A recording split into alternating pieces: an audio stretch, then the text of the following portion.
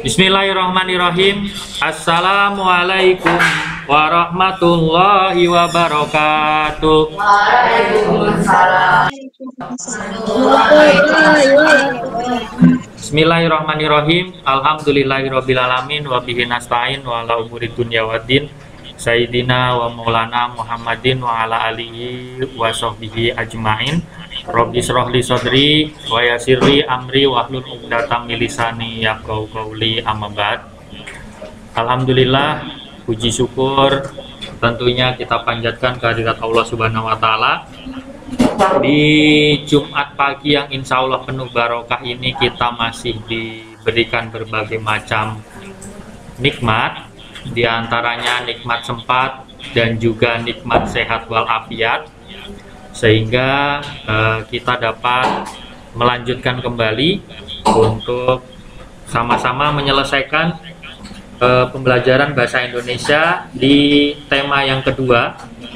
Mudah-mudahan Mister berharap hari ini kita bisa selesai sehingga pertemuan yang akan datang kita sudah masuk ke tema yang berikutnya. Karena sebagai informasi untuk PTS itu kita harus menyelesaikan 3 buku, kita baru 2 buku. Sholawat juga salam tentunya tidak lupa kita sanjungkan kepada junjungan kita Nabi besar Muhammad SAW, juga kepada keluarga, sahabat, serta kita sebagai umatnya. Mudah-mudahan kelak di yaumil kiamah kita bisa mendapatkan syafaatnya. Amin ya robbal alamin. Anak-anakku yang ada di rumah maupun yang ada di sekolah, sebelum kita mulai pelajaran kali ini, terlebih dahulu kita baca basmalah bersama-sama. Bismillahirrahmanirrahim. Baik, tadi di awal Mister sudah sampaikan, silahkan dibuka halaman 158.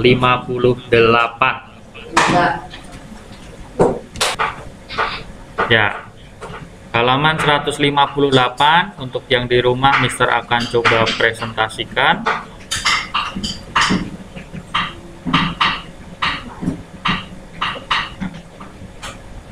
Oke, sudah kelihatan ya yang di rumah?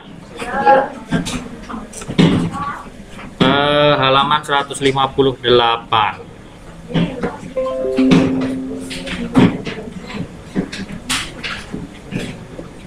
Sebentar ini.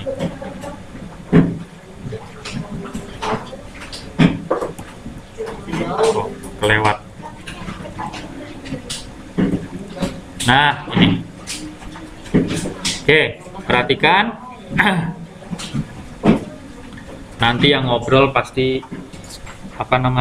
kebingungan. Di pertemuan awal kita semua sudah mempelajari tentang kalimat efektif. Nah, di sini mengulang kembali, kalimat efektif adalah kalimat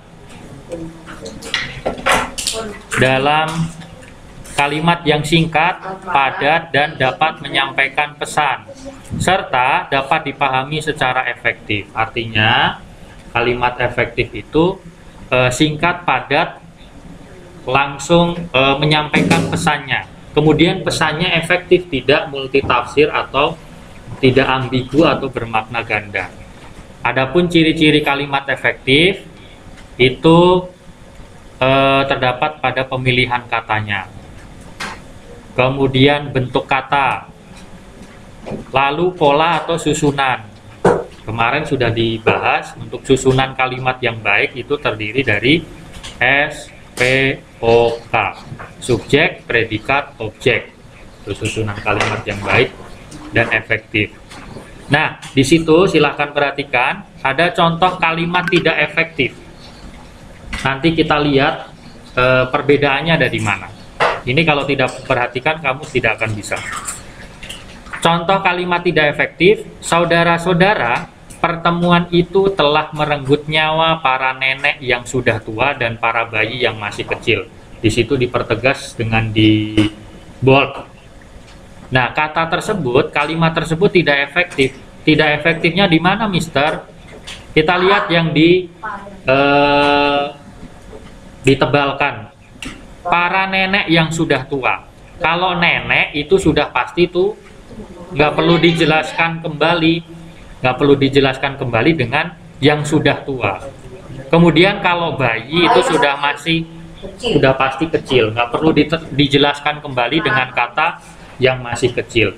Jadi kalimat efektifnya di bawahnya nih, kalimat efektifnya adalah saudara-saudara, pertempuran itu telah merenggut nyawa nenek dan bayi. Gitu saja, nggak usah dijelaskan nenek yang sudah tua. Kalau nenek pasti tua, kalau bayi pasti kecil. Bisa ya perbedaannya tahu untuk kalimat efektif? Oke, kalau tahu Mister lanjutkan. Kecuali yang nggak menyimak yang nggak akan tahu. Berikutnya. Nah, ini ada teks Sumpah Pemuda. Kemudian ini ada isi Sumpah Pemuda yang ada di kotak dengan garis putus-putus. Sumpah atau janji para pemuda waktu itu yang mencetuskan. Mister bacakan, silakan perhatikan. Pada tanggal 28 Oktober 1928 merupakan hari yang bersejarah bagi bangsa Indonesia. Sesudah peristiwa kemerdekaan. Mengapa?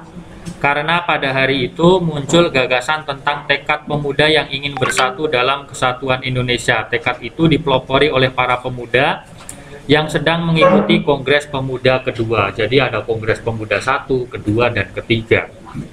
Tekad ini dituangkan dalam Sumpah Pemuda yang mengikrarkan satu tanah air, satu bahasa, dan satu bangsa. Panitia Kongres Pemuda kedua dibentuk tanggal 12 Agustus 1928 dengan Ketua Sugondo Joyopuspito. Kongres Pemuda kedua diselenggarakan tanggal 27 sampai 28 Oktober 1928.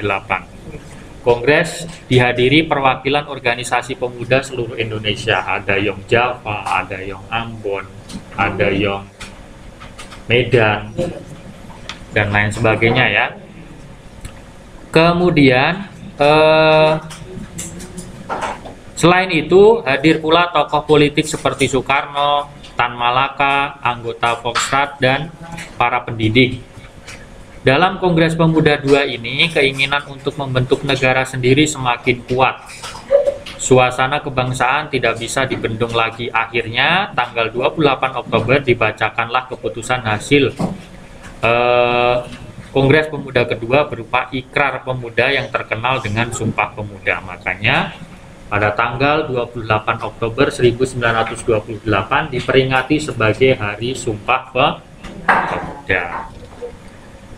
Keputusan penting di Kongres Pemuda yang kedua: 1. Ikrar Sumpah Pemuda. 2. Menetapkan lagu Indonesia Raya sebagai lagu kebangsaan dan menetapkan bendera merah putih sebagai lambang negara. Berikutnya, realisasi hasil Kongres Pemuda kedua adalah dengan didirikannya Indonesia Muda tahun 1930. Indonesia Muda berdasarkan kebangsaan dan bertujuan Indonesia Raya. Pemerintah Belanda sangat menekan rapat-rapat yang diselenggarakan tokoh pemuda. Lagu Indonesia Raya pernah dilarang dan penyebutan Indonesia Merdeka tidak diperbolehkan. Jadi Belanda menentang. Mister, tapi kan udah merdeka 17 Agustus 1945. Betul, sudah merdeka, tapi Belanda masih ada di Indonesia pada waktu itu. Berikutnya, para tokoh pemuda menyiasati tekanan ini. Pada Kongres Pemuda ketiga Yogyakarta tahun 1938, tujuan kemerdekaan nusa dan bangsa diganti menjadi menjunjung tinggi martabat nusa dan bangsa. Sejak Sumpah Pemuda 28 Oktober 1928, perjuangan bangsa Indonesia semakin tegas. Tujuannya untuk mencapai Indonesia merdeka semakin nyata. Hal ini jelas bertentangan dengan keinginan pemerintah Belanda. Belanda masih belum rela kalau Indonesia merdeka. Karena itu, selain peristiwa Sumpah Pemuda, banyak tokoh organisasi yang ditangkap oleh Belanda pada waktu itu. Karena Belanda menganggap pergerakan pemuda ini cukup mempengaruhi sehingga Belanda semakin tersingkirkan. Akan tetapi hal itu tidak membuat patah semangat bangsa Indonesia. Mereka terus bahu-membahu berjuang bersama untuk mencapai kemerdekaan. Nah, untuk ini halaman 160 peta pikiran serasa tidak perlu, kita sudah pernah berkali-kali mengerjakannya. Intinya kalian harus paham kata apa itu untuk menanyakan sesuatu atau benda. Kalau siapa untuk menanyakan orang atau tokoh. Di mana? Tempat. Mengapa? Alasan. Kapan? Waktu. Bagaimana? Cara atau keadaan ya. Bagaimana kabarnya hari ini? Alhamdulillah, itu kan keadaan. Next, berikutnya pembelajaran 5 halaman berapa Jidan? Ya, 170. 170 nih. Peristiwa merah putih di Manado. Tugas kalian hanya mendengarkan saja, menyimak apa yang disampaikan. Peristiwa merah putih di Manado. Mister bacakan saja. Pada tanggal 17 Agustus 1945, bendera merah putih berkibar di Sulawesi Utara. Sekutu yang masuk ke Sulawesi Utara dipimpin tentara Australia. Setibanya di Manado, mereka langsung melarang rakyat mengibarkan bendera merah putih. Pada akhir tahun 1945, tentara Australia meninggalkan Sulawesi Utara. Mereka menyerahkan kekuasaannya kepada Nika atau Belanda. Pasukan Nika mulai bertindak sewenang-wenang. Hal itu membuat para pemuda membentuk Pasukan Pemuda Indonesia atau PPI.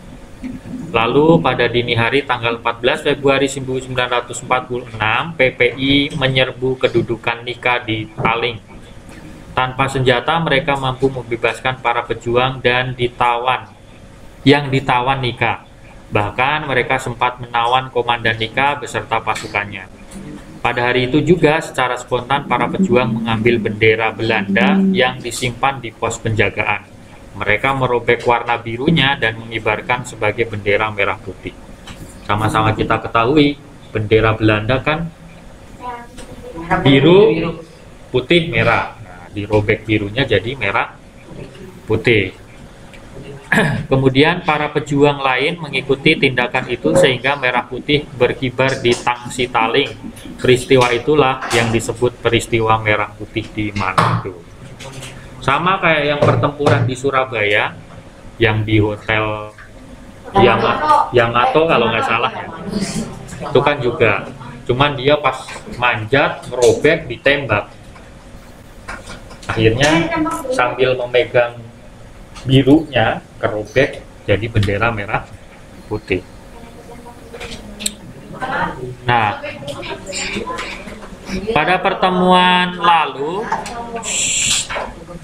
ini kalimat efektif lagi. Kalimat efektif ya tadi yang Mister sampaikan di awal adalah kalimat yang singkat, padat, dan dapat menyampaikan pesan. Jadi singkat, padat, dapat menyampaikan pesan. Lalu dapat dipahami secara efektif, artinya tidak bermakna luas. Orang tidak bingung dengan kalimat efektif. Kemudian kata baku. Nah, kata baku juga kemarin sudah kita pelajari. Kata baku ini adalah kata yang sesuai dengan pedoman ejaan bahasa Indonesia atau PUEBI. Kalau mau nyari kata baku itu adanya di KBBI, Kamus Besar Bahasa Indonesia. Nah, kemarin kita sudah sama-sama berdiskusi kata baku dari ijazah, coklat, dan lain sebagainya. Banyak ya. Ya. Ayo rumuskan, Mister rasa tidak perlu, kita lewat saja. Nah, ini arti kosakata halaman berikutnya. Nah, ini sering kita dengar, sering kita baca, Bahkan di bab ini kan temanya tentang perjuangan. Mungkin halaman 172, mungkin kalian belum ada yang tahu, ada juga yang belum tahu arti kosakata atau arti kata dari pejuang, gerilya, jenderal, pasukan, aktivitas, dan lainnya. Lalu nanti diminta untuk membuat kalimat singkatnya. Kita mulai dari yang pertama ya, pejuang. Artinya apa pejuang? Pembela, pembela negara, pembela kebenaran. Ya, kita seragamkan saja. Pejuang adalah orang.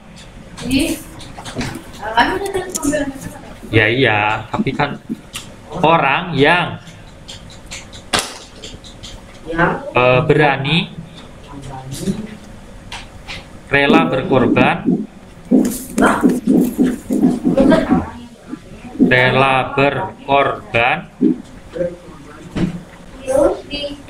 orang yang berani, rela berkorban, membela kebenaran.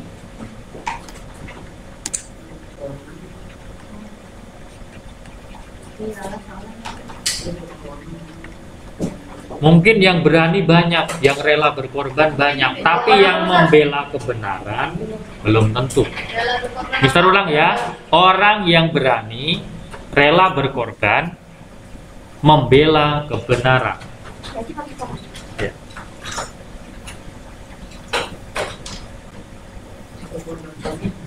Kalau rela berkorbannya bukan untuk kebenaran, ya jangan disebut sebagai pejuang. Membela kebenaran. Nah, itu bukan pejuang namanya ya, pengkhianat. Yo, contoh kalimatnya. Siapa yang bisa membuat kalimat menggunakan kata pejuang?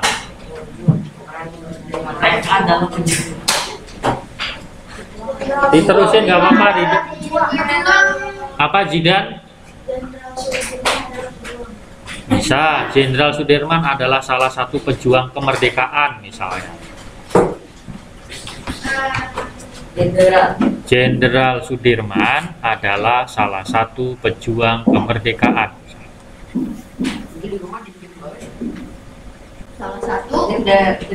Sudirman adalah salah satu pejuang kemerdekaan. Kenapa salah satu? Karena pejuang ada banyak, ribuan, bahkan jutaan.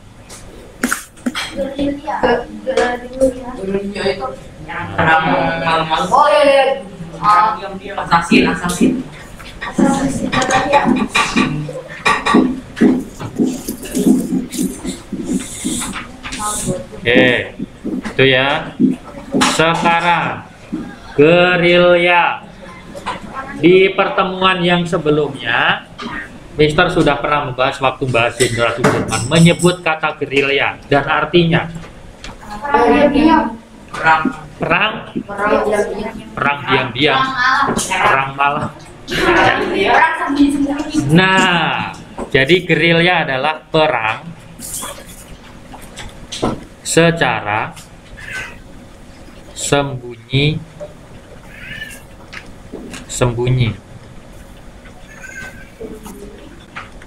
Ya, artinya gini, misalnya di hutan ada campnya Belanda. Perang gerilya itu maksudnya gini, pasukannya Jenderal Sudirman itu nyerangnya diam-diam dari sebelah utara, sebelah selatan. Kan biasanya kalau camp itu ada pengamanannya di pojok-pojok. Nah, ditikam dulu sebelah sini secara diam-diam, nggak langsung karena pada waktu itu senjata yang kita punya, karena waktu itu Devan sama Fikri ya, perhatikan, karena pada waktu itu senjata yang kita punya tuh ketapel, panah, mereka sudah punya AK-47, sudah punya basoka, Kalau kita nyerang secara terang-terangan, habis kita, mati semuanya. Makanya dengan cara sembunyi-sembunyi. Satu dibunuh, ambil senjatanya. Ntar ngumpet lagi, ada lagi lewat patroli, dibunuh lagi. Jadi caranya seperti itu. Kalau secara terang-terangan kita pasti kalah. Karena senjatanya tadi masih tradisional. Kita paling punya senjata yang sudah bagus itu hasil rampasan. Nah, ya tadi pasukan Belanda tikam, mereka bawa senjata ambil, itu rampasan. Ya lebih dosa penjajahnya kan daripada ininya kan kita mempertahankan negara kita. Nah, itu ya. Jadi perang gerilya adalah perang secara diam-diam atau sembunyi-sembunyi. FF itu kan juga gerilya sebenarnya. Benar nggak? Nah, dia gini-gini ngumpet di balik apa namanya gedung, di balik pohon.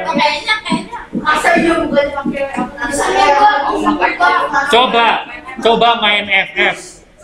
Open aja gitu nggak sembunyi ya, kita tembakin terus mati Pak. Makanya dia sembunyi-sembunyi. Nah, ya gerilya seperti itu. Berarti Mister nggak efek dong. Cuman kalau gerilya, kalau FF kan satu atau bisa dengan yang lain. Tapi kalau gerilya beberapa di sana, beberapa di sana, beberapa di sana. Berarti satu camp itu dikepung. Iya, dikepung dari sini. Cuman nyerangnya diam-diam, nanti kalau tinggal sedikit baru terbuka. Wah, berarti Mister nggak efek dong. Kenapa? Berarti Sebentar, Mister main. sebentar yang di rumah nih, Mister nggak dengar suaranya pelan. Diulang pertanyaannya apa yang di rumah? Nggak jadi. Oh, nggak jadi. Oke, sekarang kalimatnya dari kata gerilya. Jenderal Sudirman. Terus Jenderal Sudirman kan gerilya. Jenderal Sudirman memimpin perang gerilya. Ya, Jenderal Sudirman memimpin Ini mah banyak ngomong tulis. perang gerilya.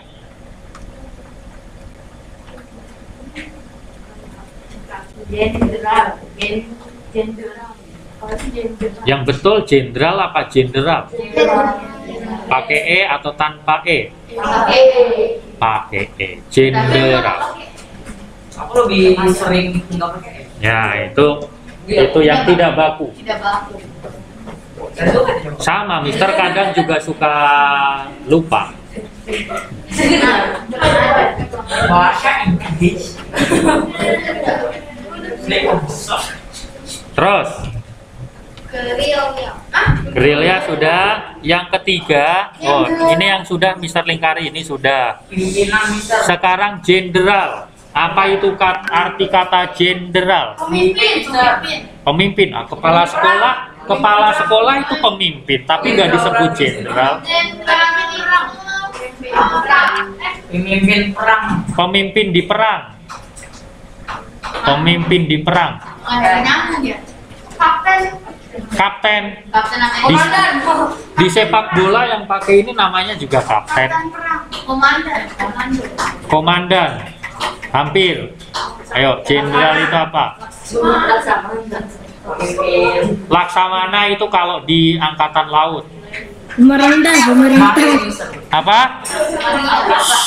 Sebentar. Yang di rumah ada yang jawab apa? Pemerintah. Nanti di depan Pejuang. Ya. Jadi gini, perhatikan. Jenderal itu adalah pangkat tertinggi.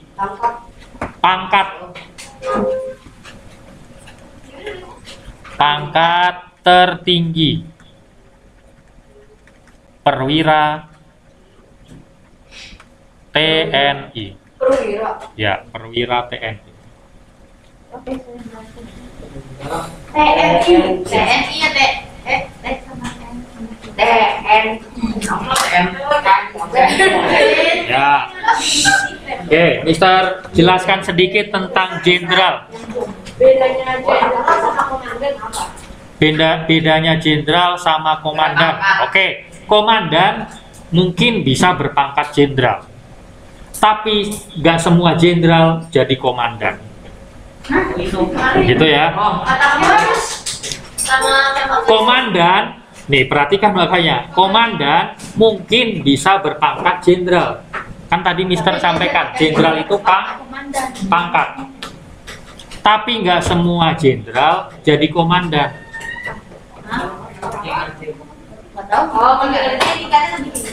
Ya, jadi tuh malah lempar-lemparan kasih, Mas.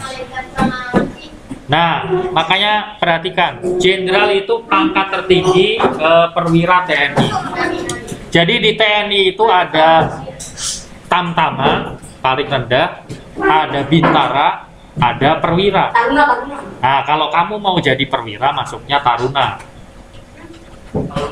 Kemudian jenderal itu kan paling tinggi, dia bintangnya 4 di sini. Kalau bintang 3 namanya letnan jenderal. Letnan jenderal. Kalau bintang 2 namanya mayor jenderal. Kalau 1 bintangnya namanya brigadir jenderal kalau di TNI ya. Tapi kalau di kepolisian bintang 1 namanya inspektur jenderal. Asik inspektur. Nah, kalau di polisi kalau belum pangkatnya bintang masih mawar atau apa itu namanya komisaris. Gak ada bintang Kalau ada bintang gimana? Kenapa? Kalau nggak ada bintang. magang. Itu hanya simbol. Jadi kalau berpangkat jenderal simbolnya bintang di sini. Kalau garis 2 bisa jadi mayor atau letnan kolonel. Gak ada semua. Ya. Kalau yang paling tinggi apa? Paling tinggi tadi jenderal bintangnya 4. Udah itu udah pangkat tertinggi. Bintang 5 Nah, bintang 5 siapa?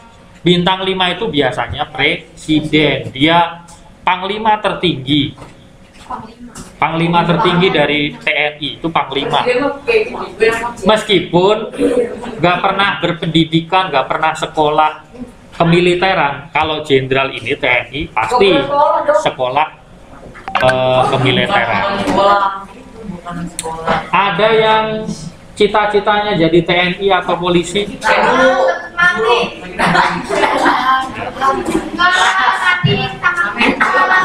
Kalau mau jadi perwira TNI, masuknya Taruna Akmil. Ya. Contoh, siapa saja yang pernah masuk ke sana? Presiden ke-6 kita SBY itu mantan Taruna Akmil. Sampai dia bintangnya 4 sampai jadi jenderal. Terus sekarang Kasat, Kepala Satuan Angkatan Darat, itu juga jenderal bintang 4, Andika Perkasa. Ya. Oke, contoh kalimatnya. Yuk, silakan dibuat contoh kalimatnya menggunakan kata jenderal. Belum kalimat itu, belum kalimat, baru frasa. Kalimat. Jenderal adalah bintang 5. Bukan. Bung Karno bukan. Itu pendukung itu. Yo, buat kalimat menggunakan kata jenderal.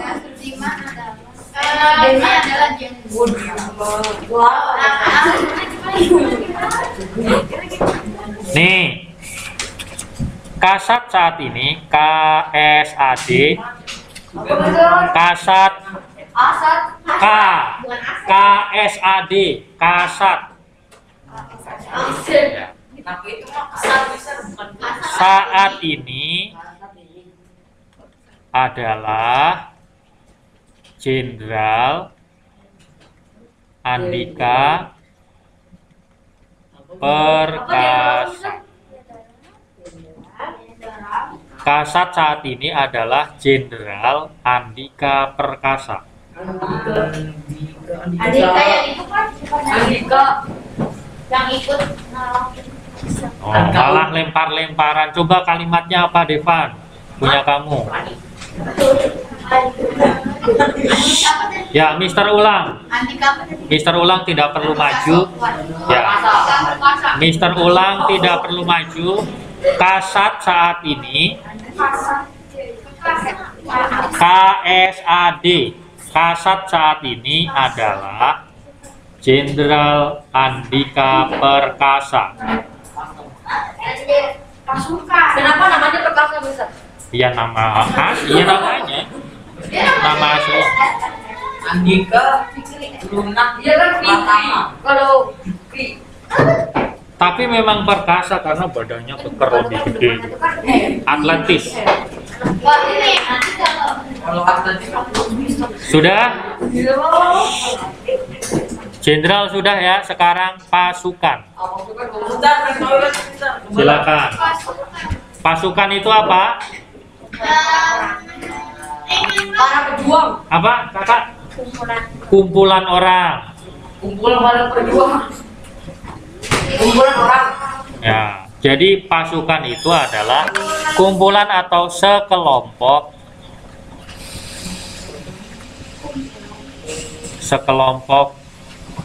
prajurit. Prajurit. Sekelompok prajurit itu Kalimatnya pasukan. para pejuang lah, para pejuang akan prajurit apa?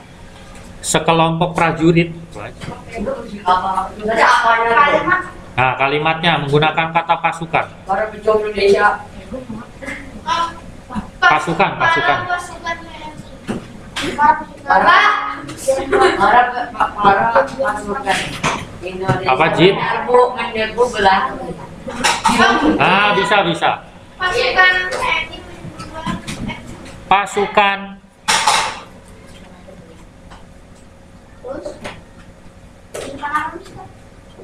pasukan TNI. TNI menyerbu waktu itu namanya belum TNI.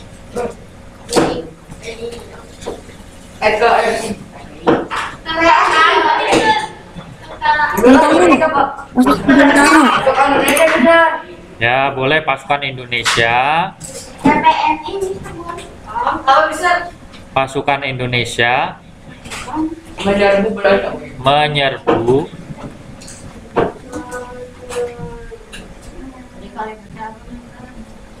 pasukan Indonesia menyerbu Negara Belanda. Negara Belanda. Baca doang udah dari sini. Ya banyak. Menyerbu Belanda. pasukan Indonesia menyerbu Belanda. tempat Kem Belanda. Menyerbu ya. Menyerbu Tempat Kem Belanda. Kelompok prajurit. itu kayak pakai bang. pangkalan Belanda gitu. Apa kamu ibu? Pasukan Indonesia menyerbu tempat pangkalan Belanda. Empat pang. Tangan ojek bisa.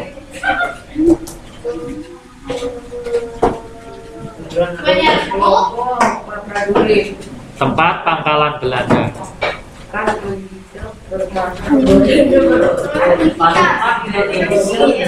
Pasukan Indonesia menyerbu tempat pangkalan Belanda.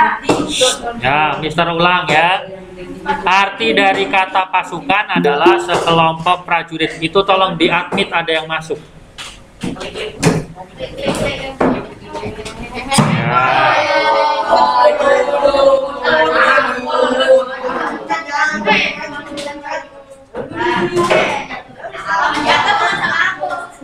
Sudah ya? Pasukan sudah. Yang terakhir adalah aktivitas. Apa arti kata aktivitas? Ya, ternyata kalau aktivitas hampir semua sudah paham. Jangan ditulis dulu. Arti kata aktivitas adalah kegiatan tadi yang dilakukan Kegiatan yang dilakukan. Sudah. Secara rutin. Heeh. Contoh kamu sekolah. Sepak bola. Terus tadi kegiatan pagi, Mister sering menyampaikan aktivitas hari ini. Nah, berarti itu kegiatan yang dilakukan secara rutin. Sekolah. Kegiatan yang dilakukan secara rutin itu namanya aktivitas.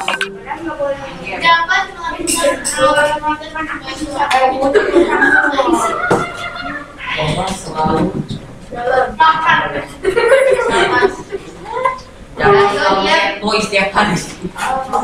Contoh kalimatnya, coba ada yang bisa membuat? Rasid selalu ke kamar mandi. Mak, kata aktivitasnya di mana? Aktivitas Rasid adalah Aktivitas hari ini adalah belajar. Apa, Jidan? Aktivitas hari ini adalah belajar. Aktivitas hari ini adalah belajar bisa. Atau misalnya aktivitas PTM. PTM itu apa? Pembelajaran tatap muka hari ini berjalan. Aktivitas PTM hari ini berjalan lancar.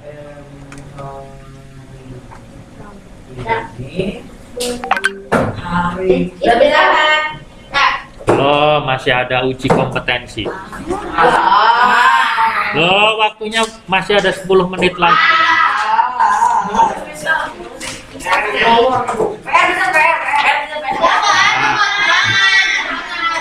Di rumah waktunya istirahat dan belajar mengulang apa yang sudah dipelajari.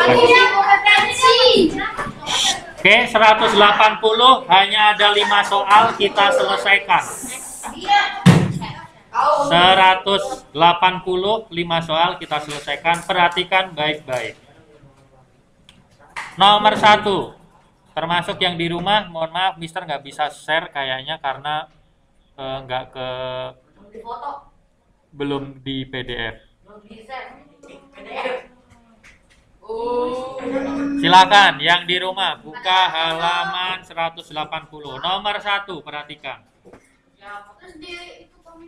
Perbedaan pandangan antara golongan muda dan Soekarno-Hatta membuat para pemuda membawa Soekarno-Hatta pada tanggal 16 Agustus 1945 ke Rengas Dengklok, Karawang, Jawa Barat.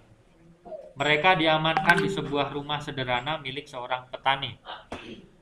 Pertanyaannya, kalimat tanya yang tepat untuk kalimat bergaris bawah pada gambar di atas adalah, artinya kalimat tanya yang mana yang jawabannya itu yang digaris bawahi. Ya, betul, yang A.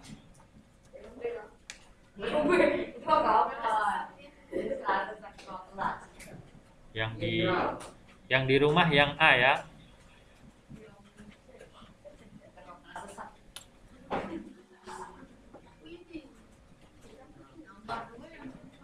Terus nomor berikutnya, nomor 2. Perhatikan nih kalimat kata baku dan tidak baku. Jenderal Sudirman memulai karirnya sebagai anggota pembela tanah air. Kata baku pada kalimat yang digaris bawahi. Yang apa? Donat. Domba. Oh. Ya. Jenderal jadi jenderal. Karir jadi karier. Betul, yang D. Halaman berapa, Mister? Hah? Halaman berapa? Halaman 180, ganteng. Mister, nomor 2 Kita apa, Mister? sudah ke nomor 3 sekarang. Yo, nomor 3. Mister, nomor 2 apa, Mister? Nomor berapa? Nomor 2. Oh, makanya perhatikan. Nomor 2 yang D. Nanti yang ketinggalan silahkan nonton di TV. Oke? Ya. Di Indosiar. Nomor 3, oke? Ridwan adalah anak dari Pak Nano. seorang pengusaha yang kaya raya. Dia juga anak yang terpandai di kelasnya. Ridwan disukai teman-temannya tadi karena nomor dia tidak membeda-bedakan tadi apa, dalam Mister? berteman. Dia memanfaatkan kekayaan orang tua untuk membantu teman yang mengalami kesusahan. Orang tua Ridwan Nomor 3 tadi apa, Mister? dengan niat mulia anaknya. Simpulan atau kesimpulan dari cerita yang tepat di atas adalah oke, bagus. Yang D. Yang C. D, donat.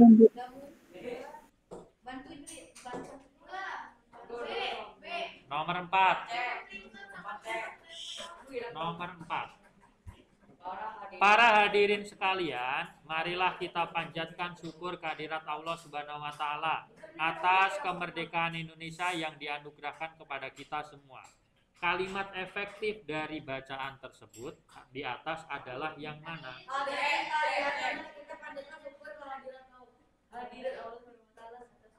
A, B, C atau D? Siren apa? Domba. Ridho apa? Siapa? C. Ada lagi jawaban yang lain? Jidan apa jawabanmu? Domba. Berarti jawabannya D sama C. Oke, kita bahas bareng-bareng. Para hadirin sekalian, marilah kita panjatkan syukur kehadirat Allah Subhanahu wa taala. Nah, para hadirin sekalian, kita mau pakai para atau pakai sekalian. Kalau mau pakai sekalian, cukup para hadirin. Tapi kalau nggak mau pakai para, hadirin sekalian. Kemudian itu letak kesalahannya. Kemudian berikutnya di kalimat akhir, atas kemerdekaan Indonesia yang dianugerahkan kepada kita semua. Kalau kita ya sudah mencakup semuanya, nggak perlu dijelaskan pakai semua. Ya, jadi jawabannya adalah cicak.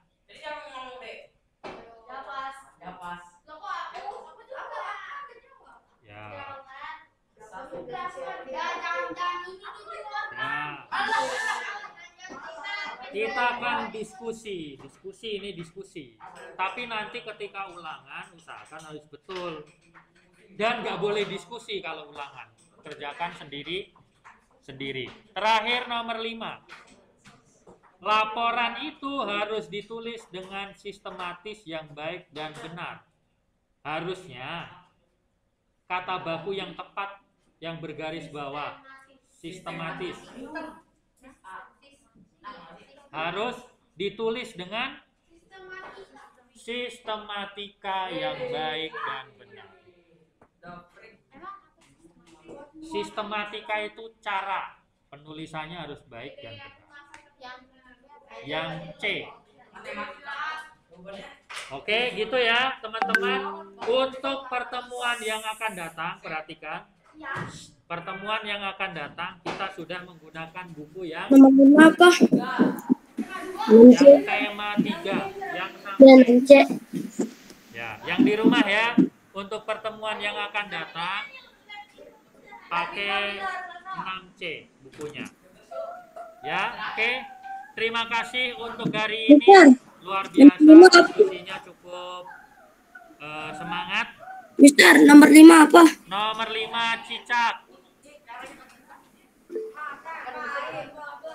Nomor 5C ya.